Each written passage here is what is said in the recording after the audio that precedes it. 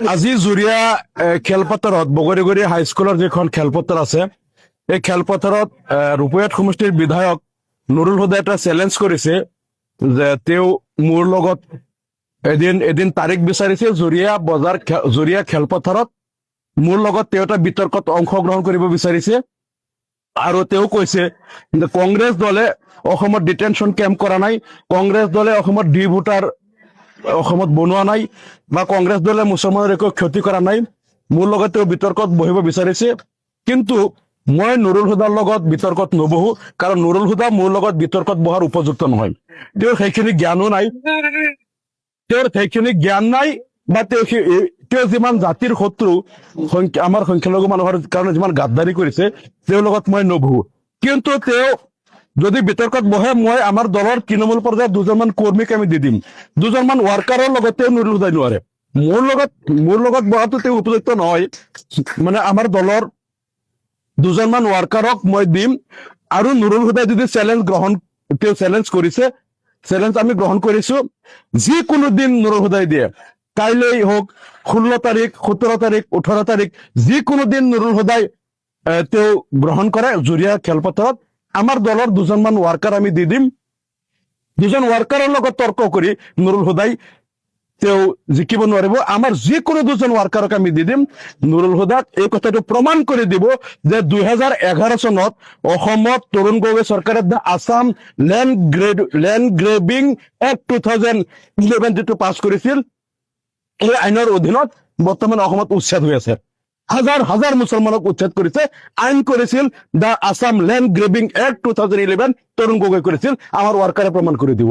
নুৰুল হুদাই মিছা কথা কৈ আছে যে 1998 চনত ডিটেনশ্যন কেম্প হৈছিল, কংগ্ৰেছৰ দিনত হোৱা নাই। আমাৰ ৱাৰ্কাৰ দুজন দি দিম, নুৰুল হুদাক চকুত আঙ্গুলি দি বুজাই দিব 2008 চনত তৰুণ গগৈ অসমত ডিটেনশ্যন কেম্প কৰিছিল, আৰু 2011 চনত আৰু 3টা ডিটেনশ্যন কেম্প বঢ়াইছিল। অসমত 6খন ডিটেনশ্যন কেম্প তৰুণ গগৈ চৰকাৰে কৰিছিল।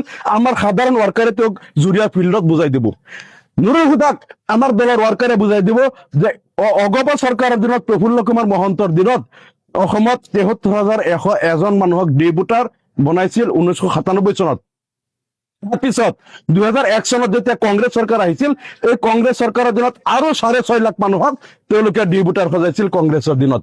আৰু অসমত 64খন প্ৰথমতে ফৰেইনাৰ্ছ ট্ৰাইব্যুনেল বনাইছিল তৰুণ গগৈয়ে, তাৰপিছত আকৌ আৰু 36খন বনাই 100খন ফৰেইনাৰ্ছ ট্ৰাইব্যুনেল এই তৰুণ গগৈয়ে বনাইছিল। আৰু এই ফৰেইনাৰ্ছ ট্ৰাইব্যুনেলৰ জৰিয়তে আমাৰ মাইনৰিটি মানুহক, তেওঁলোকে লক্ষাধিক মানুহক বিদেশী সজাই ডিটেনশ্যন কেম্পত বন্দী কৰিছিল এই তৰুণ গগৈ চৰকাৰে। 2008 চনত অসমত প্ৰথম ডিটেনশ্যন কেম্প বনাইছিল তৰুণ গগৈয়ে। নুৰুল হুদাৰ জ্ঞান নাথাকিব পাৰে, তেওঁ 98 চন বুলি কৈ আছে। যিজন নুৰুল হুদাই 1938 চনত গোপীনাথ বৰদলৈ ভাৰতৰ প্ৰধানমন্ত্ৰী আছিল বুলি কয়, তেওঁৰ কিমান জ্ঞান আছে এইটো অসমৰ মানুহে জানে। গতিকে এই নুৰুল হুদাৰ ইমান জ্ঞানী মানুহটোৰ লগত মই নবহো। মই যিকোনো দুজন আমাৰ দলৰ কৰ্মীক দি দিম। জুৰিয়া ফিল্ডত তেওঁ চেলেঞ্জ কৰিছে, জুৰিয়া ফিল্ডতে বহিব আৰু নুৰুল হুদাক বুজাই দিব যে 6.5 লাখ ডি ভোটাৰ কংগ্ৰেছে বনাইছিল, আৰু এই কংগ্ৰেছৰ দিনতেই বাবৰি মছজিদ ভাঙিছিল। তেতিয়া নৰসিংহ ৰাও কংগ্ৰেছৰ প্ৰধানমন্ত্ৰী, তেওঁ টিভিত বহি চাই চাই হাঁহি আছিল।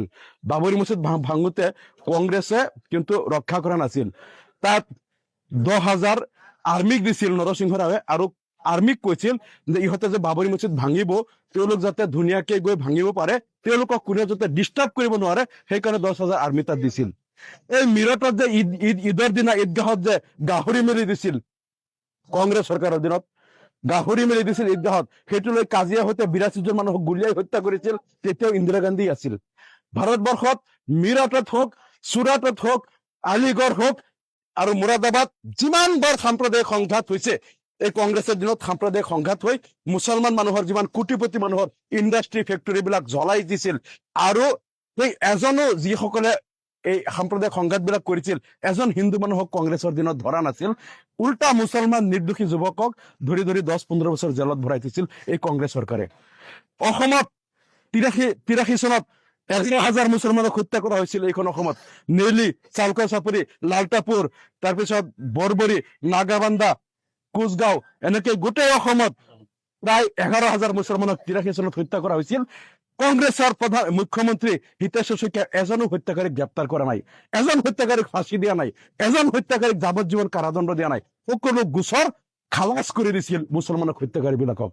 93-94 চনত যেতিয়া তৰুণ গগৈ হিতেশ শইকীয়া আকৌ যেতিয়া মুখ্যমন্ত্ৰী হৈছিল, তেতিয়া কিন্তু এই সময়ত আকৌ কোকৰাঝাৰ, ওদালগুৰি, বাক্সা তাতো গণহত্যা হৈছিল। আৰু এতিয়াও হাপাচাৰা চালাবিলা শিবিৰত কেইবা হাজাৰ লোক এতিয়াও আছে, মানুহৰ ঘৰ দুৱাৰ জ্বলাই। তাত আনকি এখন ফৰেষ্ট বিট অফিচত এখন ঘৰৰ ভিতৰত 741 জন মুছলমান মানুহক ঘৰৰ ভিতৰত তলা মাৰি পেলাই বাহিৰৰ পৰা পেট্ৰল ঢালি তাত জ্বলাই দিয়া হৈছিল। 741 জন মানুহক এই হিতেশ শইকীয়াৰ কংগ্ৰেছৰ দিনত। এই কথাবিলাক নুৰুল হুদাই অস্বীকাৰ কৰিব নোৱাৰে।